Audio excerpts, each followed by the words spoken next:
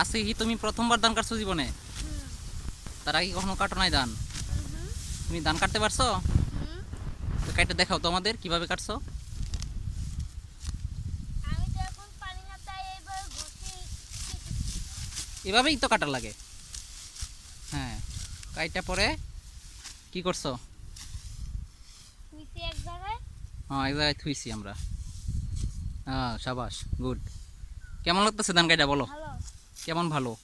অনেক ভালো। আর ওই যে অনেক রোদ, এ ব্যাপারে কিছু বলো। রোদে তো জমিতে যাব, কিন্তু ধান না কাটলে আমরা খাবোটা কি?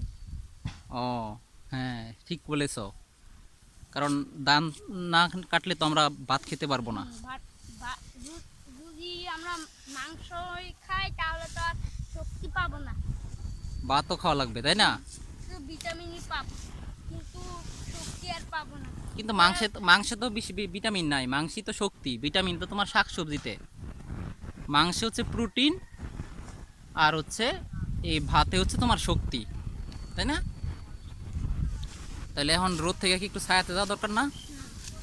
অনেক রোদ, কিন্তু তারপরেও অনেক বাতাস থাকার কারণে আমাদের রোদটা খারাপ লাগতেছে না, তাই না? অনেক বাতাস আছে, কিন্তু এই গরমে মানুষ অনেক অনেক মানুষ ফ্যানের নিচে বৈশাও ঘামতেছে আর বলতেছে কি গরম, কিন্তু আমাদের এত গরম লাগতেছে না, তাই না? বেশি গরম লাগতেছে? অনেক গরম লাগতেছে? অনেক অনেক দেশে আরো বেশি, এই দেশের থেকে বেশি গরম থাকে অন্য দেশে। তো কিন্তু তোমার কি এখন অনেক বেশি গরম লাগতেছে? না, মজা লাগতেছে? তেমনটা না আমার। আমার ভালো লাগতেছে নি? খুব ভালো। তাহলে আজকে আমরা ধান খেতে বসে ভাত খাবো হুম। দুপুরবেলা, কেমন হবে? ভালো। খেতে লাইলো বসে ধান খাওয়া, ভাত খাওয়া কিন্তু অনেক মজা। জানো তুমি এটা খাইছো কোনো সময়? না, ঘরের বাতাস বাতাস এর না না, থেকে ভালো। খেত কাজ কইরা পরে ক্লান্ত হইলে পেট অনেক অনেক ক্ষুধা লাগে, অনেক পেটে বুক লাগে, ক্ষুধা লাগে। এই ক্ষুধার্ত অবস্থায় পরে খেতে লাইলো বইয়া ভাত খাইলে অনেক মজা লাগে। আজকে তুমি খাইবা নি? খাবো। তাহলে তো কাম করতে হবে অনেকক্ষণ। কাম তো করবো। তাও তো প্রথমবার আইছি, একটু কম কাজ করলে হইতো না? হইব, তোমার কাজই করা দরকার নাই। তোমার তো নাই করছিলাম কাটবার লাগে ধান। কেরে? কারণ তুমি যে আমার বাইক না, তুমি কাজ করলে কি আমার ভালো লাগবো নাকি? তুমি একটু পড়াশোনা কইরা বিজ্ঞানী হইবা, নতুন নতুন জাতের ধান আবিষ্কার করবা, পারবা নি? যে ধান লাগাইলে তোমার অনেক বেশি ধান হইব, তারপরে একবার লাগাইলে 5 বার 10 বার করে ধান হইব। এই যে কাটতে লাইতেছি, কাটার পরে ঘুরিতে যদি আবার বাইরেও বাইরে যদি আবার ধান হয়, এরকম ধান কিন্তু আবিষ্কার হয়েছে একটা বাংলাদেশে, পঞ্চব্রীহি।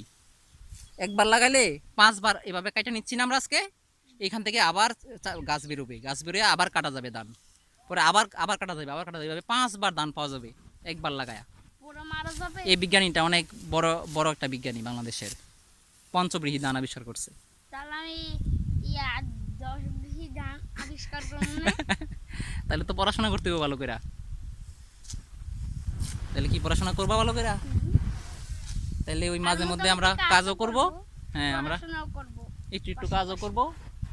আর পড়াশোনাটা বেশি করে করতে হবে, কারণ তোমার এখন পড়াশোনার সময়। তারপরে ঠিক আছে তাইলে।